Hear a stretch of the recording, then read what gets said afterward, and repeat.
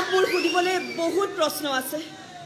তুমি মোক কি প্ৰশ্ন কৰিব বিচাৰিছা মই নাজানো বীণা, কিন্তু এটা কথা জানো যে তোমাৰ কোনো প্ৰশ্নৰ উত্তৰে মোৰ ওচৰত নাই।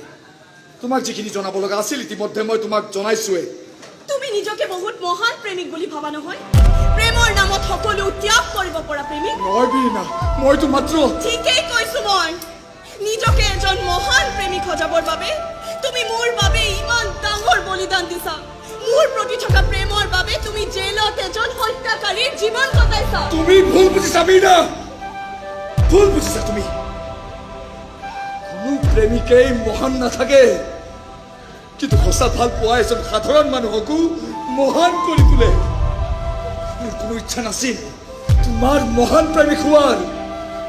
তোমাৰ প্ৰতি থকা মোৰ ভাল পোৱাক লৈ কোনোবা এখন দীঘলীয়া ৰচনা লিখিব বুলিও মই কেতিয়াও সন্দেহ কৰা নাছিলো।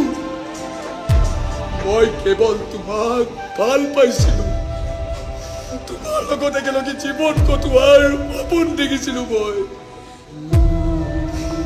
তোমাক প্ৰথমবাৰ বাছ ষ্টেণ্ডত দেখা দি পৰা মোৰ গোটেই জীৱনটোৱে সলনি হৈ গৈছিল। তুমি জানা, মাত্ৰ এবাৰ মিলিনা, এবাৰ তোমাক চোৱাৰ বাবে সদায় গৈ থিয় হৈছিলো সেই বাছ ষ্টেণ্ডত।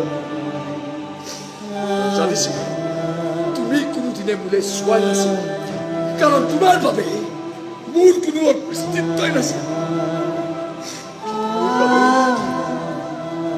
তুমিয়ে আছিলা মোৰ জীৱন, মোৰ পৃথিৱী, মোৰ সকলো।